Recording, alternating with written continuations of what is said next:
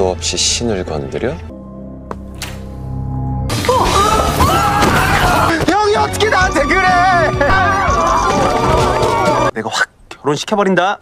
미쳐줘요. 목격자가 있었단 말입니까? 장미순? 왜 자꾸 말을 빙빙 돌리지? 동작 그만. 왜 이렇게 야시시한 속옷을 다른 남자를 만나지 않는다? 아빠. 아빠?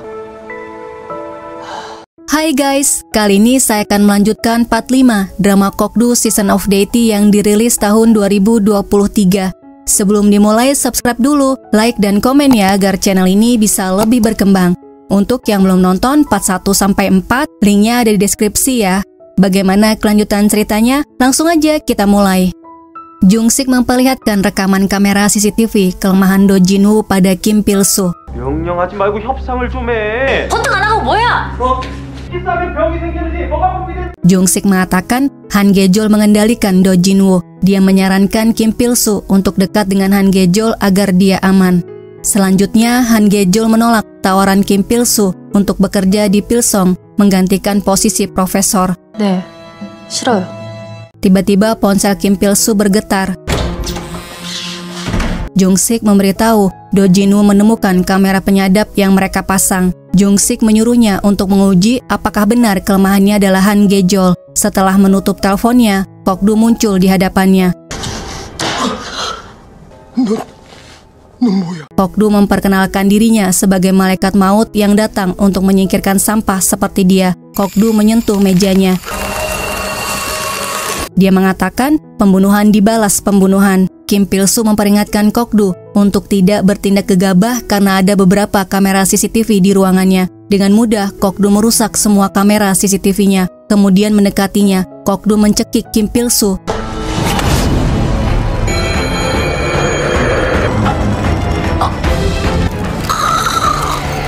Tiba-tiba Han Ge-jol datang. Dia menyuruh Kokdu untuk melepaskannya. Kim Pil-soo tahu Do Jin-woo tidak sehat secara fisik dan mental. Namun dia tidak tahu sakitnya separah ini. Dia menyuruh Han Ge-jol untuk membawanya ke rumah sakit besar. Kim Pil-soo kemudian mengatakan pada Han Ge-jol dia tidak ingin bertemu dengan Profesor Do. Jadi tolong beritahu dia untuk menjauh darinya. Kokdu curiga dia mengetahui kelemahannya adalah Han Ge-jol. Kim Pil-soo mengancam jika Han Ge-jol tidak mau melakukannya, dia akan melapor pada polisi atas perbuatan penyerangan yang dilakukan olehnya. Kokdu menyuruhnya untuk tidak mendengarnya. Namun akhirnya Han Ge-jol minta pada Kokdu untuk menjauh darinya sementara waktu. Setelah itu Kokdu bertanya apa yang dia lakukan di kantor Kim Pil-soo. Han Ge-jol mengatakan dia mendapatkan tawaran pekerjaan dari Kim Pil-soo, tapi dia menolaknya. Kokdu marah karena Han Ge-jol menghalanginya untuk membunuh Kim Pil-soo. Dia mengatakan tidak bisa tetap di sisinya dan melindunginya selamanya karena waktunya tidak banyak di dunia ini. Dia harus mengurus semuanya sebelum waktunya habis. Han Ge-jol tidak bisa membiarkannya membunuh Kim Pil-soo untuk balas dendam dan membuat kekacauan. Dia mau Kokdu berubah menjadi orang yang lebih baik untuk dirinya, melakukan terapi dan pengobatan untuk kesembuhannya. Saat itu Han Ge-jol ingin mengucapkan bahwa dia mencintainya, tapi kalimat itu tidak terucap karena Kokdu menciumnya. Kokdu tidak ingin mendengar Han Ge-jol mengucapkannya karena saat ini dia ingin mereka saling mencintai. Guys, setelah dicium, Han Ge-jolnya malah pingsan. Ada-ada aja ya guys ya. Kokdu teringat ucapan sang kreator. Jika dia bilang mencintainya, hidupnya yang terkutuk akan berakhir dan dia akan mendapatkan kedamaian. Kokdu mengatakan hidupnya tidak akan pernah damai jika Han Ge-jol belum menemukan kedamaian. Sepanjang malam hingga pagi, Kokdu memandangi wajah Han Ge-jol. Han Ge-jol bangun setelah Kokdu menyentuh rambutnya. Hancul baru saja pulang dan mengajaknya makan. Han Ge-jol mengunci pintunya, membuat Hancul curiga ada seorang pria di dalam. Dia memaksa untuk membuka pintunya. Han Ge-jol menutupi Kokdu dengan selimut, kemudian membuka pintu. Hancul curiga, dia membuka selimutnya yang ternyata hanya pakaian kakaknya. Hancul menyangka pria itu kabur lewat jendela. Saat makan pagi, Hancul bertanya kapan dia bisa bertemu dengan kekasihnya. Dia harus tahu pria seperti apa yang menjadi kekasih kakaknya. Dia yakin pria itu tidak istimewa. Selama dia bukan Do Jin-woo, tidak masalah. membuat Han Gejol terkejut mendengarnya dan bertanya kenapa dia tidak bisa mengencani Do Jinwoo. Padahal dia seorang dokter dan tampan. Hancul mengatakan dia tidak boleh mengencaninya karena berbahaya. Hancul tidak memberitahu mengenai penyelidikan kasus pembunuhan yang dia curigai pelakunya adalah Do Jinwoo. Dia beralasan karena Do Jinwoo memanfaatkannya, kemudian setelah itu kabur. Di tempat yang lain, Kok-do menghubungi Kim Pil-soo dan mengatakan dia telah menantang dewa. Kim Pil-soo tidak percaya bahwa dia adalah dewa. Dengan jarinya, Kok-do menunjukkan kemampuannya.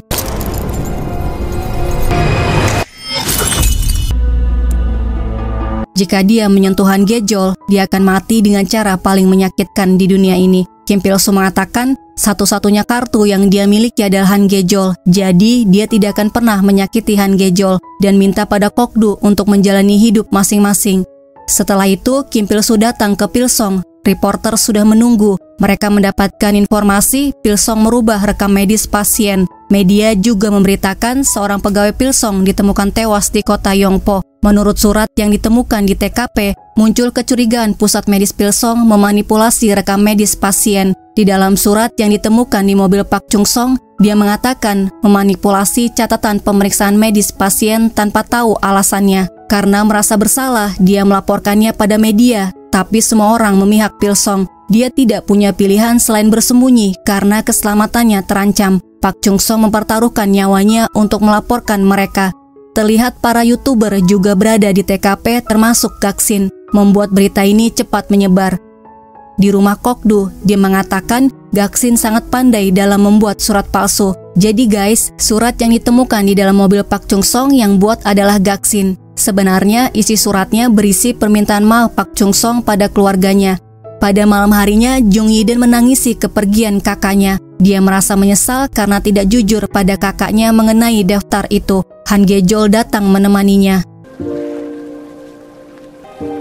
편안히 가세요. Keesokan harinya, Kok-do membeli banyak barang-barang karena dia akan mengajak Han Gejol untuk tinggal bersama agar dia bisa selalu mengawasinya. Oksin bertanya apakah Han Gejol sudah menyetujuinya. Kok-do mengatakan dia pasti mau tinggal bersama dengannya karena dia sudah dibutakan oleh cinta. Dia sudah mendengar pengakuan cinta darinya, walaupun tidak sepenuhnya dia mengucapkan kata itu. Oksin mengatakan dia harus mendengarkan perkataan seseorang sampai akhir. Bisa jadi dia ingin mengatakan, Kok-do, aku ingin memburumu. Kok-do, aku akan menipumu. Kok-do membalas dengan mengatakan, Oksin, hari ini adalah hari kematianmu.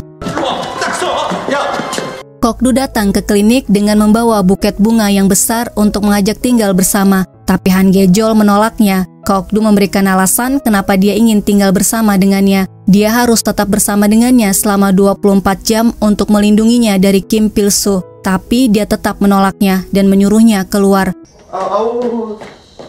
Kemudian di rumah sakit Pilsong Yongpo, Hancul datang untuk menemui Jungwon. Dia mendengar suara percakapan Jungwon dengan seseorang. Hancul pikir pria itu adalah penguntitnya. Dia langsung masuk dan membanting pria itu. Ternyata pria itu adalah Profesor B dari Pilsong Pusat. Dia datang untuk mengajaknya kembali bekerja di Pilsong Pusat. Profesor B melaporkannya pada polisi atas penyerangan dan penyalahgunaan kekuasaan. Hancul minta maaf padanya. Profesor B akan memaafkannya jika Jungwon menerima tawarannya untuk bekerja di Pilsong Pusat. Namun dia tetap menolaknya. Sebelum pergi, Jungwon melihat ke arah Hancul. Menurutnya, wajahnya terlihat seperti anak anjing lucu. Dia mulai menyukai Hancul. Sialnya, Hancul berakhir di penjara karena masalah ini. Beberapa hari kemudian, Han Gejol mengajak Kok-do untuk terapi. Dokter berusaha untuk menghipnotisnya, tapi tidak berhasil walaupun sudah mencobanya selama 1 jam. Han Gejol minta dokternya untuk menghipnotis dirinya. Dia memberi contoh pada Kok-do agar bisa terhipnotis. Dokter berhasil menghipnotisnya dan mengatakan Kok-do yang aneh hingga dia tidak bisa terhipnotis. Kok-do bertanya pada Han Gejol kenapa dia tidak suka tinggal dengannya. Han Gejol mengatakan bukan dia tidak suka, tapi karena dia tidak tahu alasannya kenapa dia mau tinggal bersama dengannya. Dia harus menyukainya jika ingin tinggal bersama dengannya. Kok-do mengatakan dia menyukainya. Han Gejol bertanya lagi kenapa dia menyukainya. Kok-do memberikan alasan karena dia cantik. Han Gejol mengatakan temannya bilang menyukainya karena cantik, tapi kemudian dia pergi demi gadis yang lebih cantik. Kok-do memberikan alasan karena dia baik. Han Gejol mengatakan temannya menyukainya karena dia baik, kemudian menghilang setelah meminjam uang darinya. Karena hal itu, dia tidak pernah merasa percaya diri dan hanya melihat kekurangan yang dimilikinya saja. Itu sebabnya, jika mereka tinggal bersama, Han Ge-jol takut dia akan merasa kecewa padanya. Setelah melihat sisi buruk yang dia miliki, kemudian pergi. Kok-du mengatakan dia tidak akan pergi meninggalkannya. Setelah itu, dokter menyadarkan dan membuat Han Ge-jol tidak ingat dengan apa yang baru saja terjadi.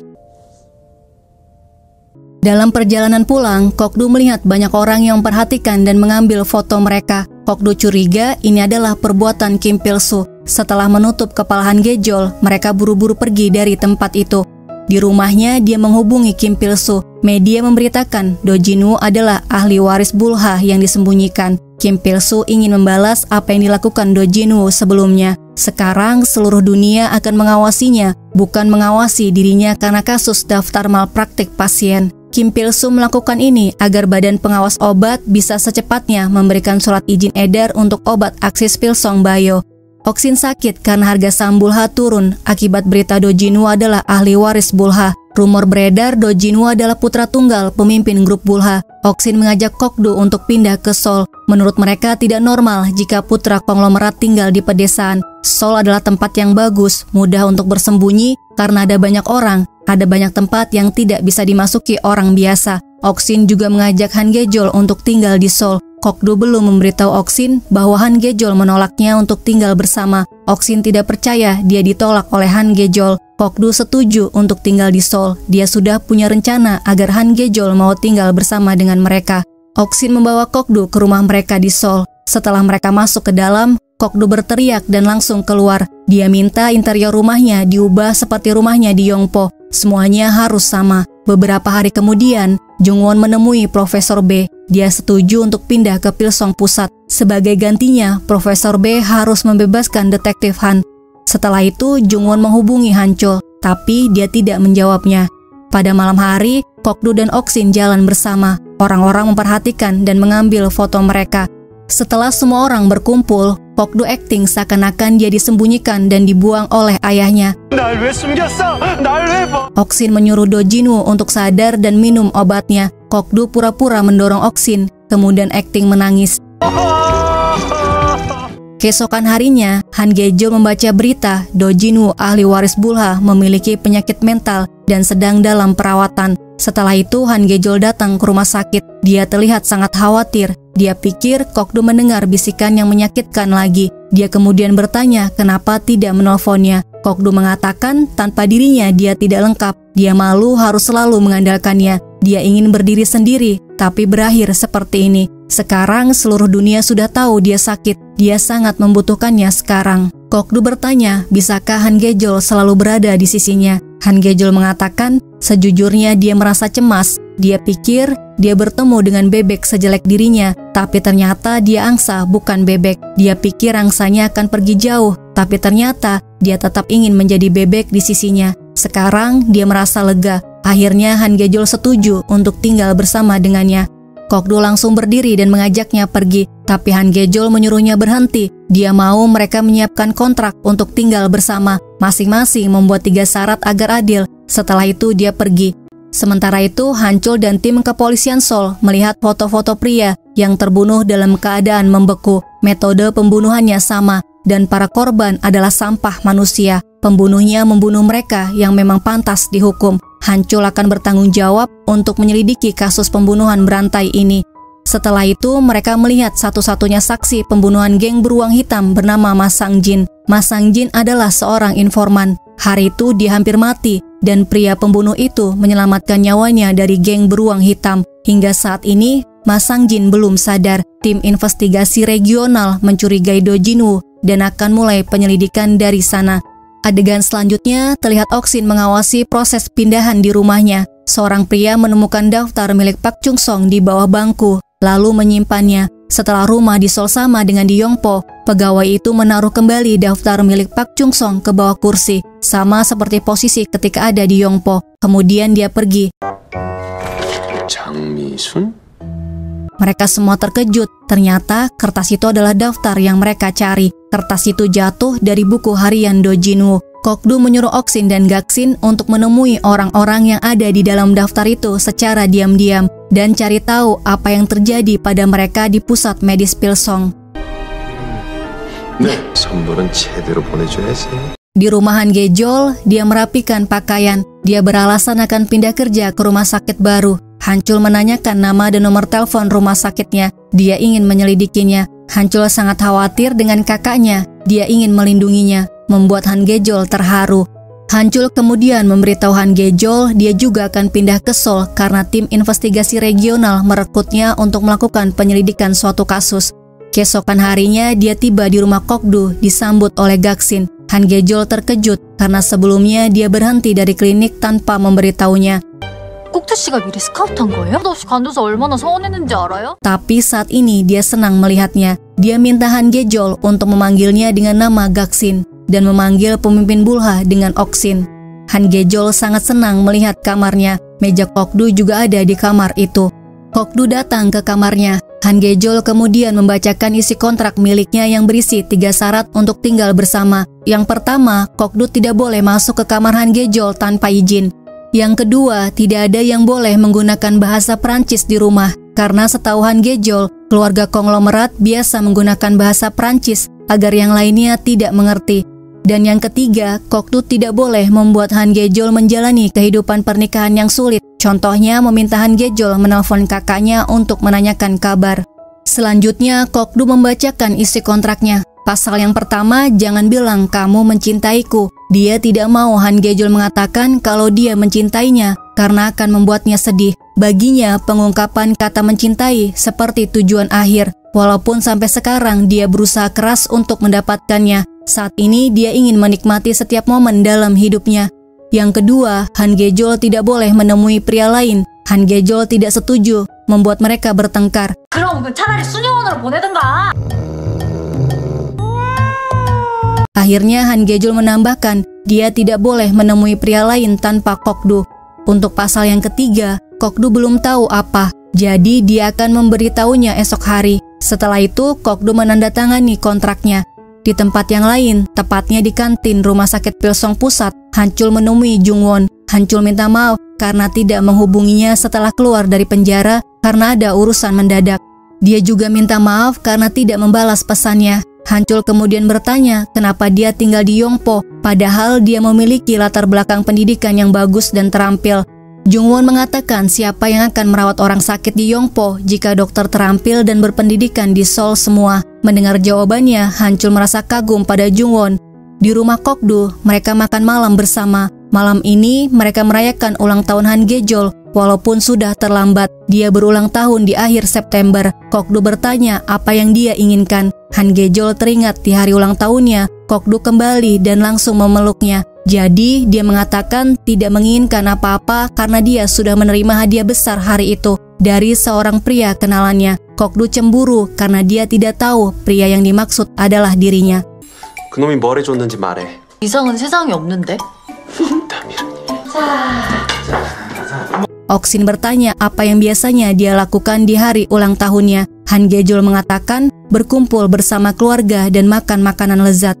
Kok-du sangat ingin berkumpul dengan keluarga, tiup lilin, makan kue dan tepuk tangan. Gaksin ingin membeli kue, tapi Kok-du mengatakan masih ada yang kurang, yaitu adik Han Gejol. Han Gejol teringat ucapan Hancul yang tidak memperbolehkannya untuk kencan dengan Do Jinwoo. Han Gejol tidak memperbolehkan adiknya untuk datang. Kok-du bertanya kenapa adiknya tidak boleh datang. Han Gejol beralasan adiknya sibuk. Kok-du curiga Han Gejol menyembunyikan sesuatu karena sebelumnya dia juga tidak memperbolehkannya bertemu dengannya. Kok-du bertanya apakah adiknya mengenal Do Jinwoo dan dia tidak memperbolehkannya kencan dengan Do Jinwoo. Han Gejol memberitahu adiknya tidak menyukai Do Jinwoo. Dia berpikir Profesor Do memanfaatkannya dan karirnya hancur sejak saat itu. Kok-du mengatakan Do Jinwoo dan dirinya orang yang sangat berbeda. Mereka harus bertemu dan meluruskan kesalahpahaman. Han Gejol mengatakan keadaannya akan memburuk jika dia bertemu dengannya. Akhirnya, Kok-du memutuskan pasal ketiga kontraknya adalah Han Gejol akan selalu memperkenalkannya pada keluarganya. 우리가 가만히 있지 않을 텐데.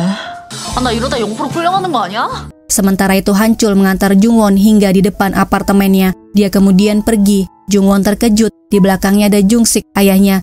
아빠, 아빠?